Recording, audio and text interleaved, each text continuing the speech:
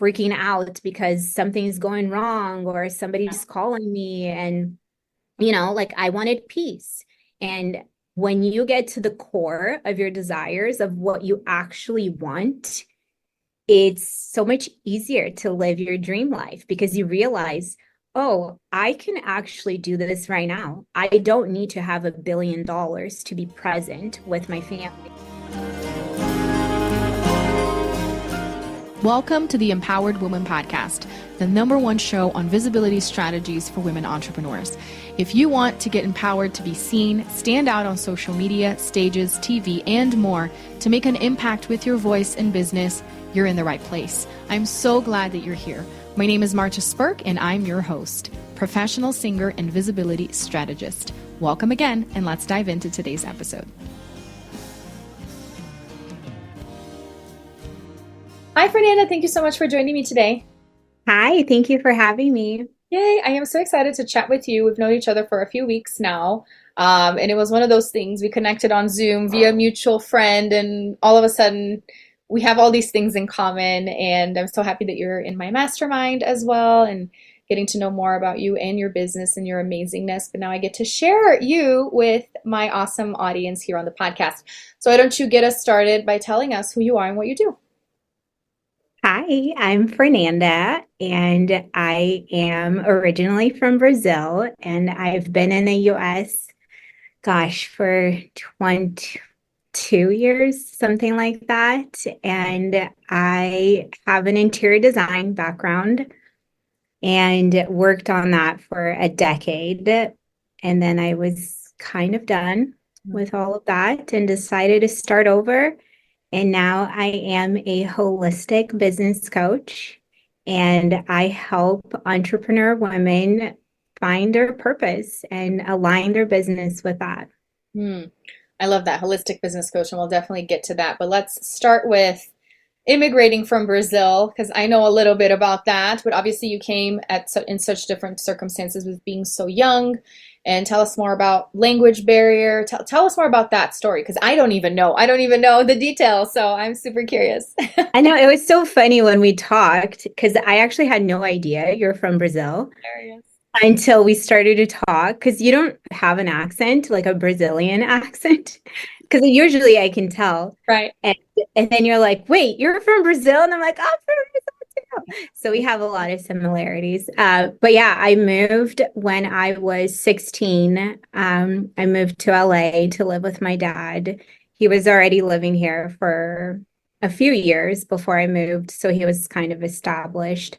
So I came, and the goal is for me to finish high school. I was going to stay for 2 years and then go back home. I'm the only child.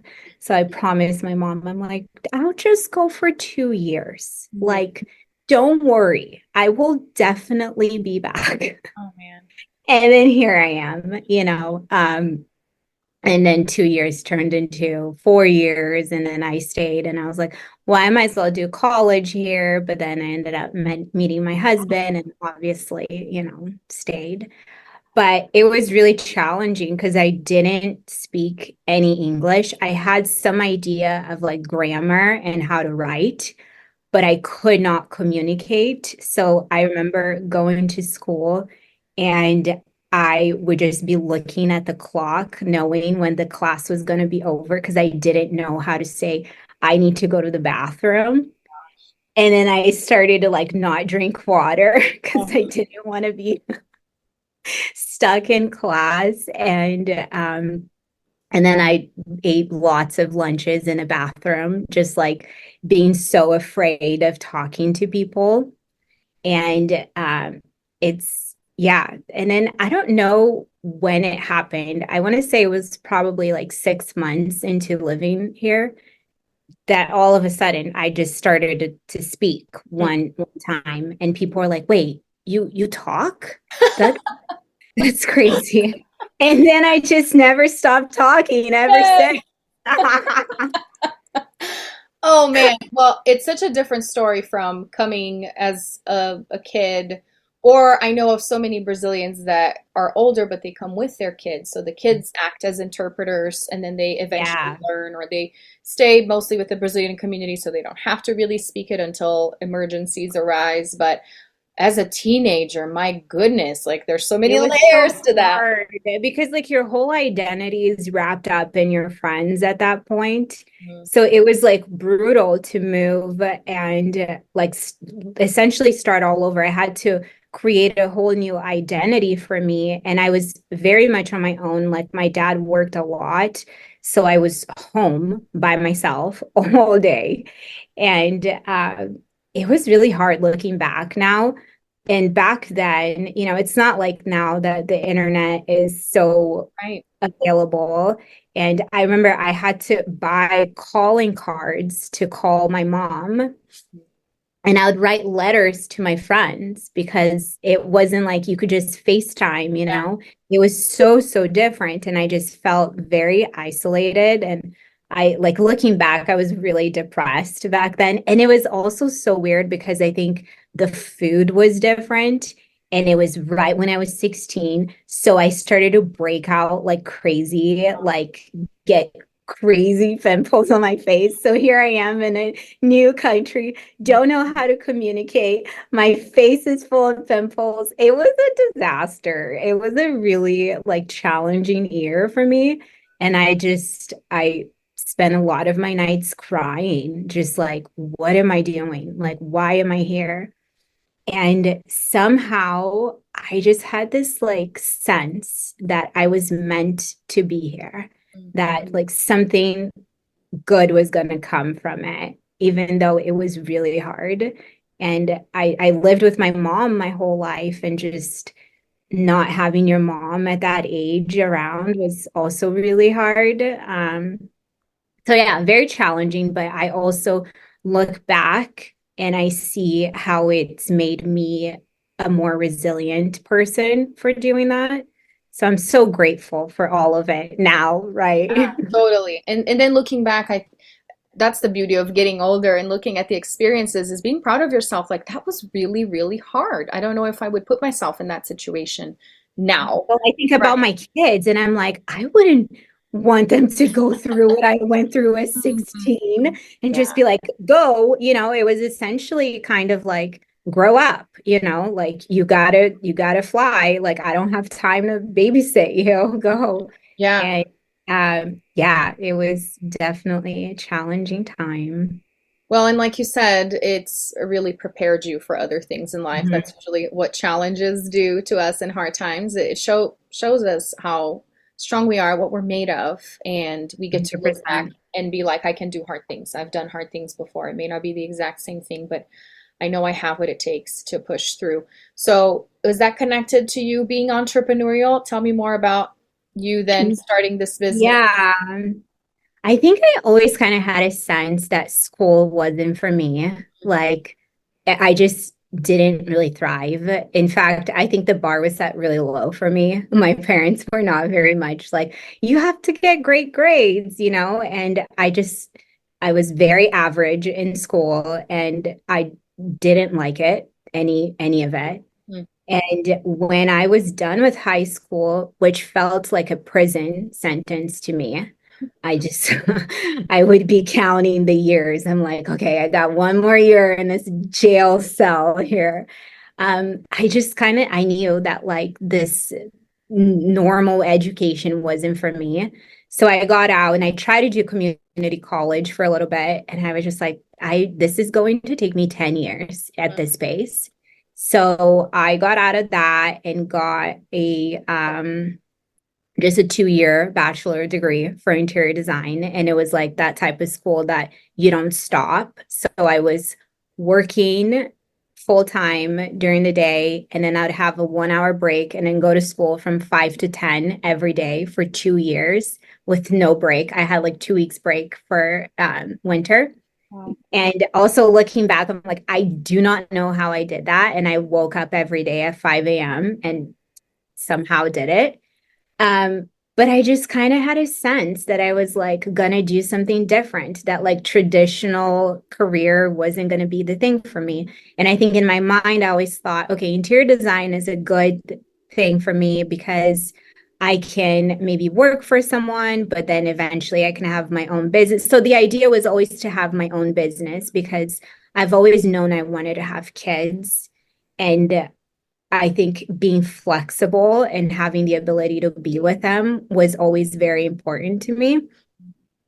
And so in my mind, I always thought, I never thought that I was going to have a 9 to 5, you know?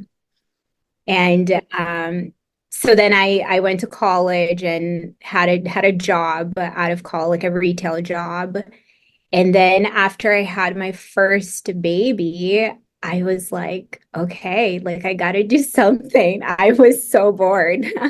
I thought, oh, being a mom is going to be great. All my dreams are coming true. But then I did it and I was like, okay, I need more. You know, like my mind needed to be challenged and I just had an itch, you know.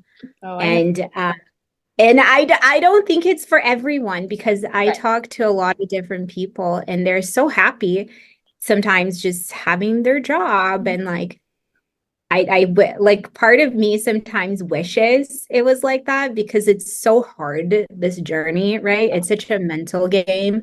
You have to continue to believe in yourself, even when your outside circumstances are showing you that you're failing. And you're like, nope, I'm gonna keep going, right?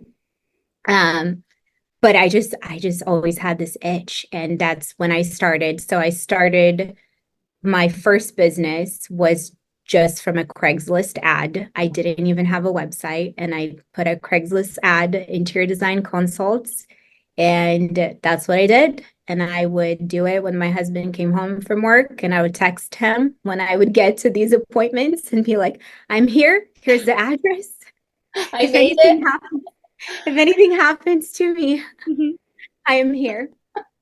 And so that's really how I started. And then from that, it was just a mix of um, always friends. Friends have always helped me. Every business I've had, it's always been my friends that supported me in the beginning. And I'm always so grateful for Says that. a lot about you, though, right? If you have good friends, you have something Oh, they're going amazing. for you. But you didn't just have one business. You had a few businesses. Tell us more about So shifting yeah. from one to the other. So then I was doing my solopreneur business, interior design, and then I met another Brazilian friend as well, and decided that we were going to partner together. So I let go of my interior design, and we just merged forces and started a staging company. And that was really wild because we went from a $500 initial investment to 1.6 million in 3 years. And it was a lot to get to that. It was a lot of energy. And I didn't really see my kids for 2 years. But it was, yeah, it was a hustle for sure. But so grateful for that opportunity, you know, because now again I look back and I'm like, I needed to go through all of that so I can help my clients today, right? Like I needed that perspective so I can help other people scale and I can relate to the pain of what they're going through, right? And I'm going through it too because Yeah. now I'm starting over. Wow. Hence why I hired you. Yay! Which We is always never we always starting need over. help, but it doesn't matter, you know, like, and it's not like I'm starting from zero, but you're starting a new journey and you need to learn things that you haven't learned before, right?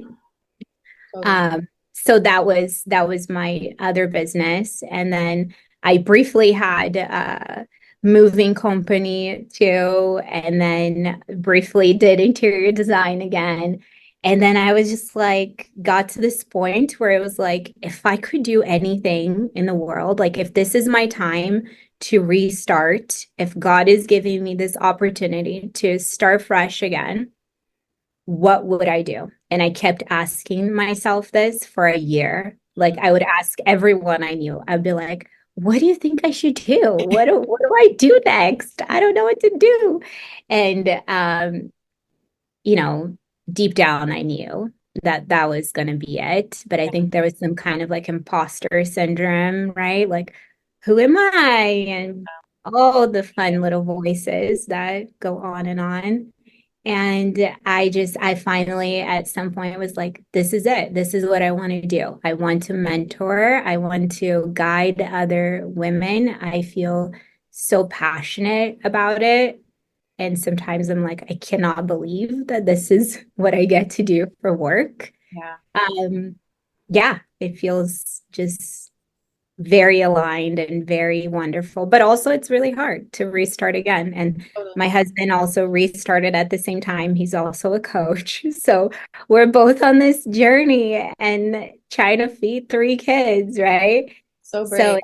it's a fun ride.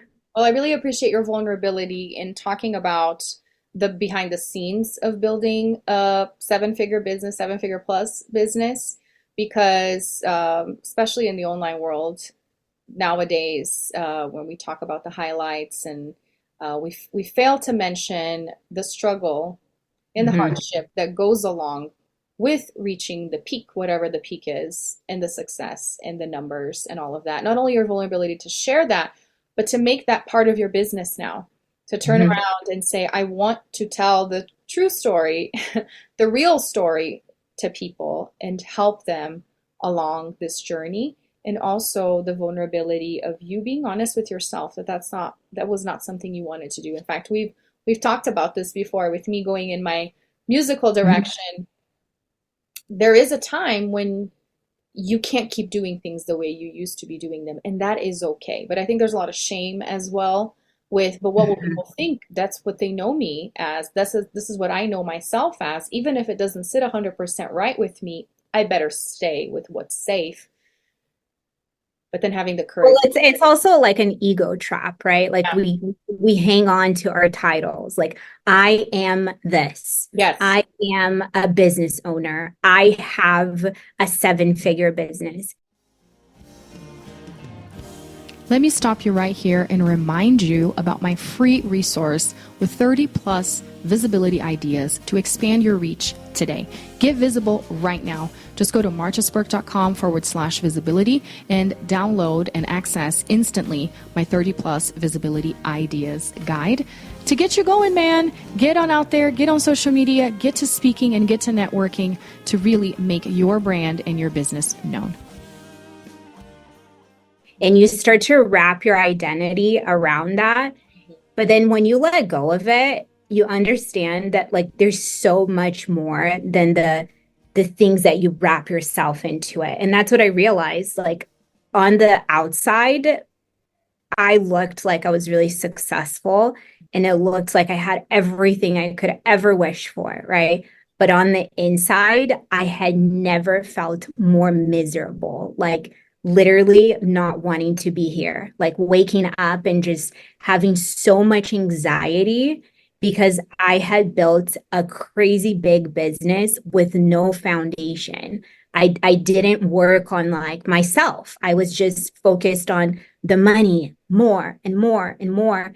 And that's a trap and it never ends because when is enough money enough? Like Right. ask Bezos, ask Right. Musk. There's Like you get to 1 billion, you're gonna want to go to two and yeah. three and Yeah. four and five. Like it just never ends. And I think that we get so wrapped up in this. Like I have to have this material um external validation to make me feel a certain way. But then you realize that, oh, you're looking for a feeling, and you can actually get that feeling with any kind of budget, right? Like the Yeah. feeling that I was trying to get is freedom.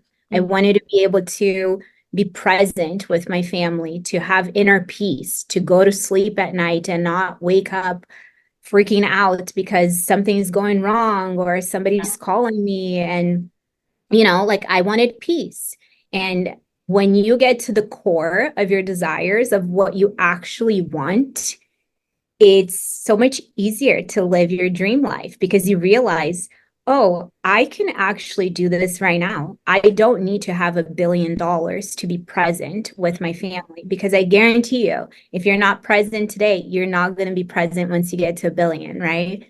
So that's the mindset shift that I had to go through. And that's what I try to teach my clients to is to look at the bigger picture, right? At like financial success is very important and it's our birthright. And I think it enhances us and it creates the ability for us to do more good in the world. So I think it's very important, but it's not all there is, right? And when we're just focused on that and not the holistic way of seeing success, then we fail to see what life is really all about.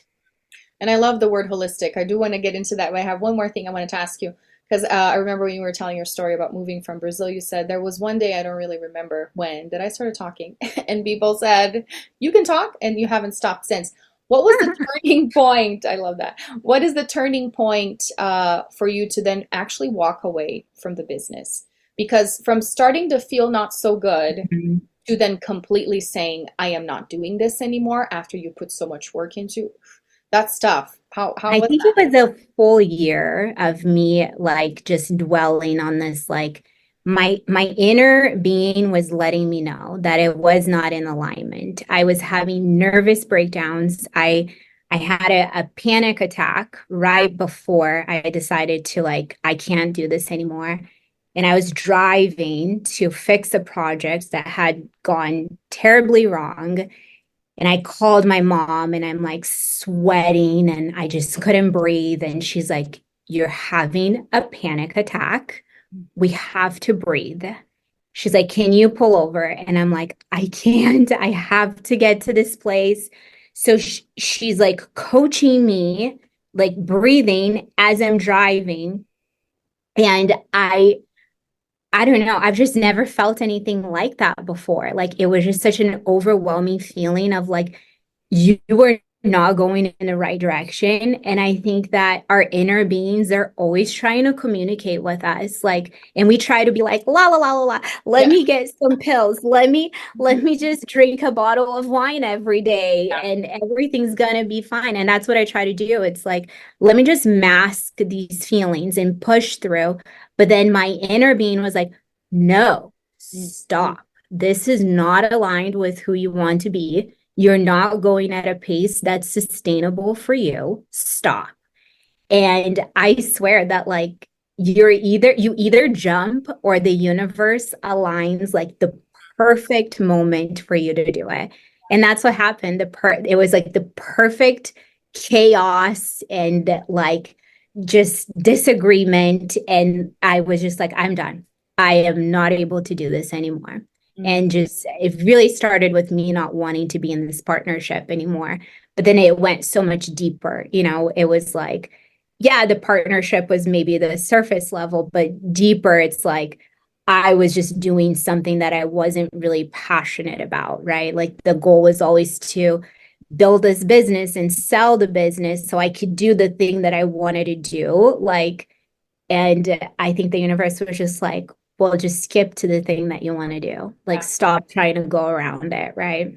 Thank you so much for sharing that because it's these details that make the difference when somebody's going through something different or similar and they're like, Mm-hmm. I'm the only one. And Mm, then they hear your story and I got chills when you were saying it reached that point where I was trying to mask my feelings and I was trying to Oh, pretend like it wasn't 100%. And it was there. it was like a 9 month period of me just like taking anti-anxiety and washing it off with a bottle of wine a day and just thinking like that's what I have to do to survive because literally I could not stay still with my feelings because it was just so overwhelming. Everything like being the leader of a team, I had 12 people under me and having that all that energy, all those people like sucking your energy away and you try to make everyone happy, like it's just a lot. Like we always think bigger is better, right? Like oh, like we gotta go big and big and big, go big or go home. Like our culture is obsessed with that. Yeah. And honestly, right now, I am just really enjoying this phase of my business that it's not to the point of being scaled yet. Mhm. The overhead is low. I have the time to really experiment with things. And obviously, I feel like I'm really lucky in a sense that I was able to sell this business and so I'm able to keep afloat now as I'm building something else. And not everyone has that. So I'm very, very grateful for that it worked out in that way. But it's not always better, right? Because if you don't have the foundation, if you're not able to be grounded, the higher level problems will wipe you away because you don't have the energy to sustain. But when you're grounded, you come from a place of like, oh, I can actually be able to go through these higher level problems without losing myself, without having to medicate myself every day and just breathing, right?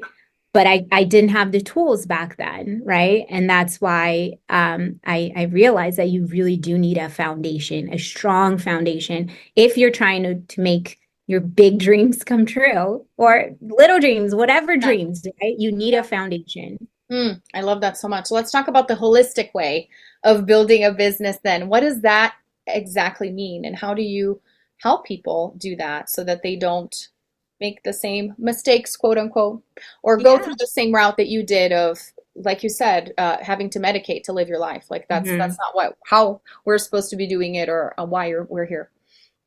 Yeah. So I went on a deep journey after, this realizing I'm done of really soul searching, trying to find myself. And I did a ton of different coaching and retreats and seminars. And I just essentially took everything that I worked on during that year and created my own methodology and how to help people get in touch with their highest self.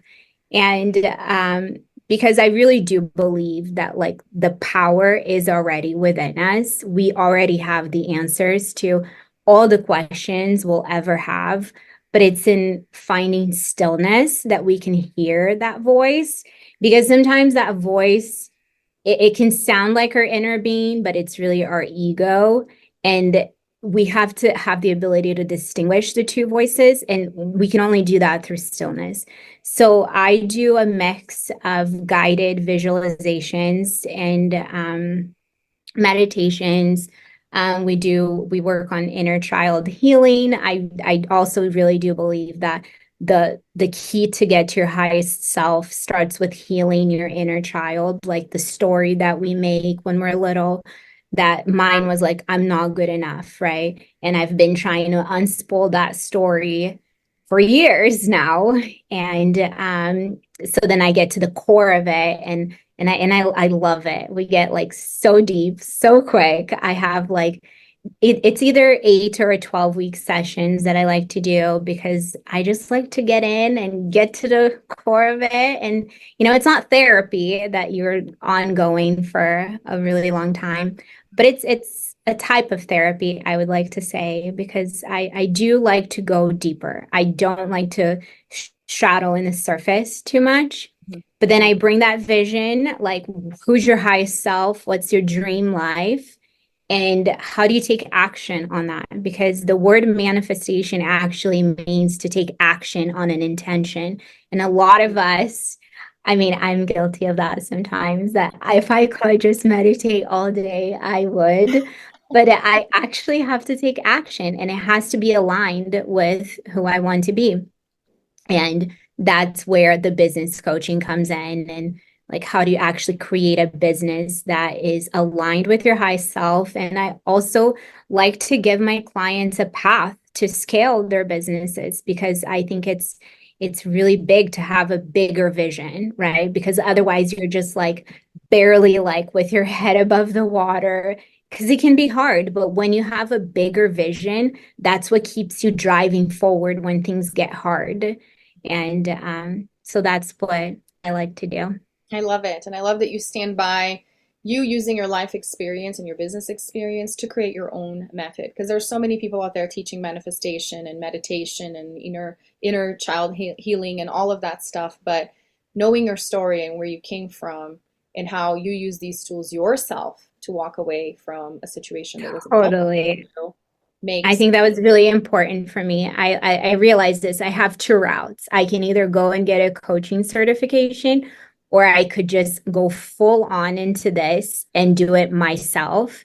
And I knew that the only way for me to be authentic in this would be through going through these experiences on my own, because there's nothing that I tell my clients that I didn't go through or that I didn't, everything that I'm teaching is something that I went through myself. So it's so much easier, and it comes from a place of, it's just easier for me.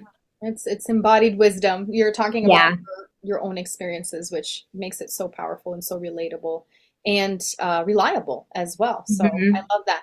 And you do have a free resource for our listeners that are wanting to understand more about how you work and help them tap into their highest self. What is it? Yes. So it's called a high self free guide, and it's how to align your highest self vision with your branding. So I'll send you a link, but it's fernandabertrand.com/highest self free guide. And so it's just a little PDF that I put together and how to start connecting those things. I love it. So make sure and put that in the show notes and have everyone who's listening go check it out and learn more about Fernanda. Before I let you go and let you tell us how to connect with you, I like to ask all of my guests in closing my $1 million question. Are you ready? Yes. Fernanda, what is an empowered woman then? Gosh, that's such a good question. I think an empowered woman is a woman that knows who she is. She's unapologetically herself, and she's not trying to do things to please others.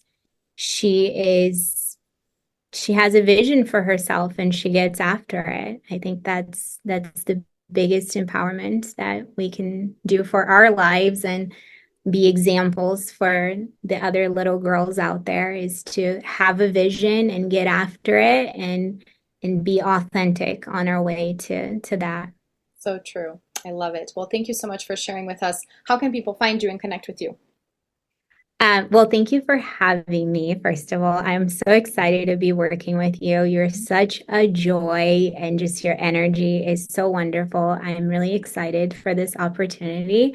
And people can find me. I hang out on Instagram the most. So Fernanda.Bertrand. I also have my own podcast, and it's called The Highest Self Project. And I talk about the good, the bad, and everything in between of what helps me connect with my highest self.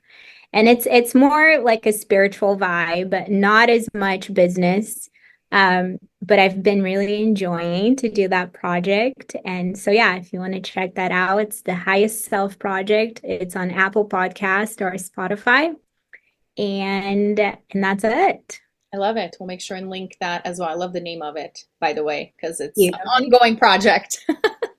Forever. As long as we're alive. Well, thank you so much again. It was so fun to learn more about your story and have you share with the audience. I'm sure they will be empowered and inspired. Thank you for having me. Thanks so much for tuning in today. I hope this episode empowered you. And if you enjoyed the show, please join the Empowered Woman community on Facebook and share with friends or leave a review on iTunes so more people can discover this empowering message. Until next time, bye.